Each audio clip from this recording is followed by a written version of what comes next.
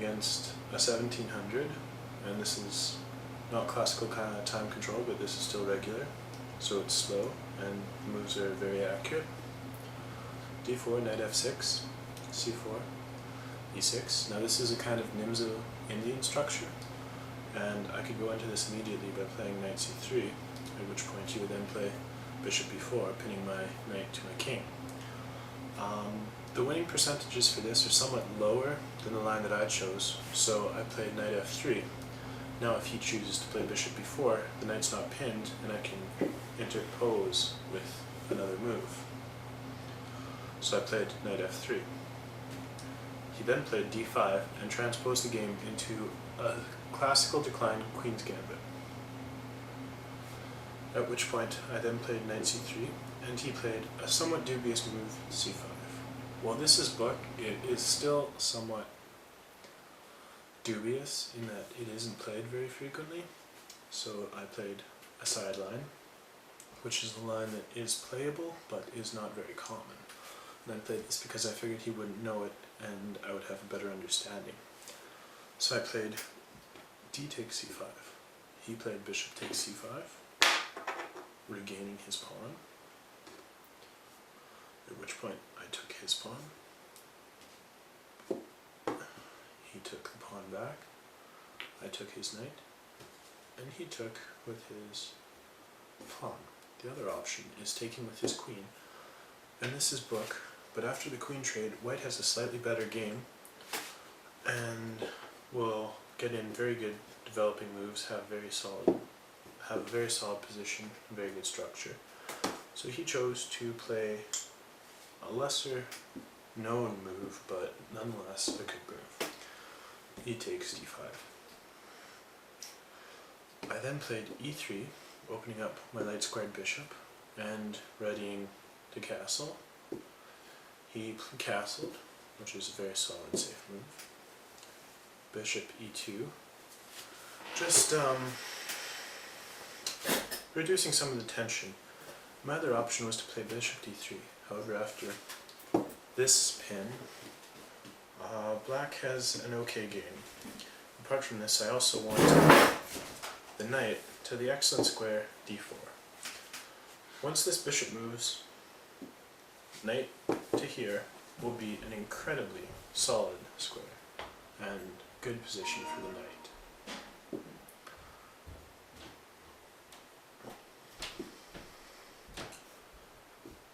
So I played knight f3. So I played e3, my apologies. He castled, and I played bishop e2, reducing the tension, as before I stated. He then played he played b7 with the intent of fianchettoing his light squared bishop. Now fianchetto is when a bishop moves onto the long diagonal. A long diagonal is the longest diagonal on the board, and as you can see, for instance, if we take this pawn away, that this bishop will have a great deal of mobility, which is crucial to your piece placement. So he played b7 with the intent of fianchettoing his bishop, which he will do very shortly.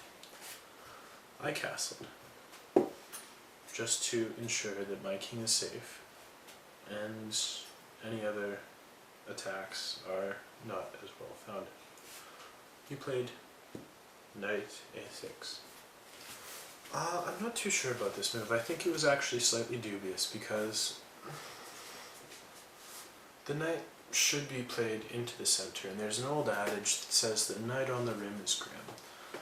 And that means that a knight needs to ideally have as many squares as he can possibly have.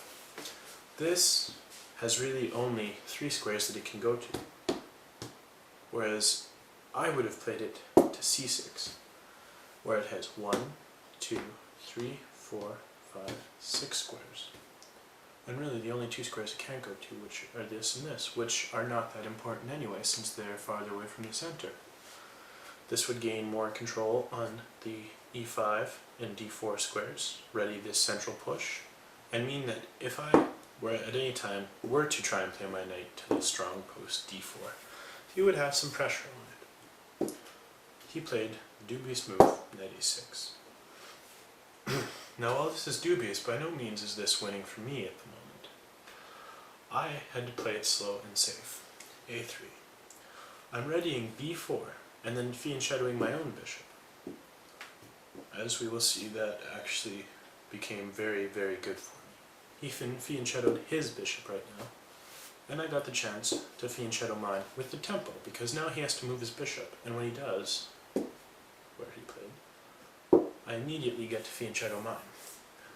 Tempoing a piece to gain a move is incredibly important to the flow and structure of the game.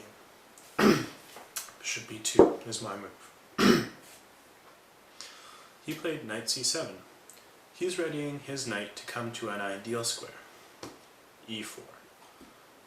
This, he goes about it a long way. He played here, here, and here, which wastes a few moves, but it's a very, very solid square. And one of the options that he had later in the game was to d2 and here, and that became very problematic for me in my calculations. But this is right here, right now, and that is later. So I got my knight to the really good square, d4. After which he played knight e8. Yet again, this is a good move, good plan, but a little slow. It allows me to build up my attack, and it cramps in the mobility of his bishop. After the knight comes to f6, I use this in the game. His bishop has very few squares, and I can trade off this knight for this bishop with a very, very good position for me.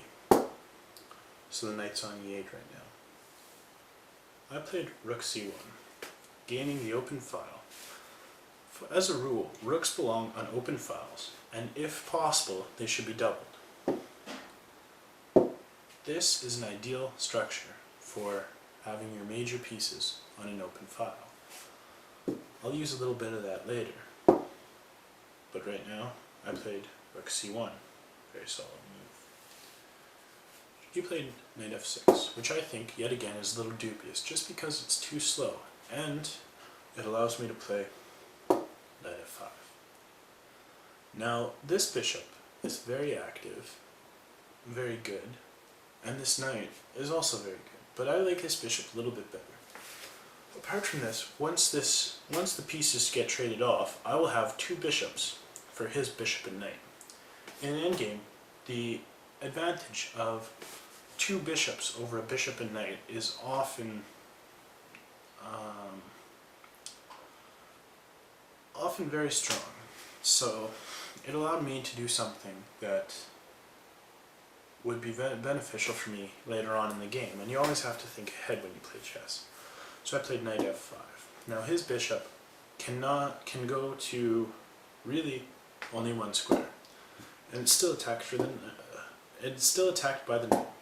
So really, I will win his bishop for my knight the next move. Now, one of the interesting little quirks about minor pieces are that there are often many different dynamics between minor pieces. Bishops are usually ideal in open games where they have a lot of mobility and they get to roam along the long diagonal, whereas knights are good for maneuvering in close positions because they can jump over pieces, and the ability to move in an L is very strong. It means that they can bypass some of the rook and bishop problems. So I played knight f5 because this game is somewhat open, and as you can see, after this, my bishops will be very good compared to his average bishop and his mediocre knight, which will actually become fairly strong in the following moves. So I played knight f5, all in all. He played a6. He probably played this because he wasn't too sure what else to play. He wanted to see what I was going to play, and this is called a waiting move. While it is very common, it's not good because you're forfeiting a tempo, as I explained earlier, as in the b4 bishop comes back. So tempos are called a dynamic advantage, If you have more time than your opponent,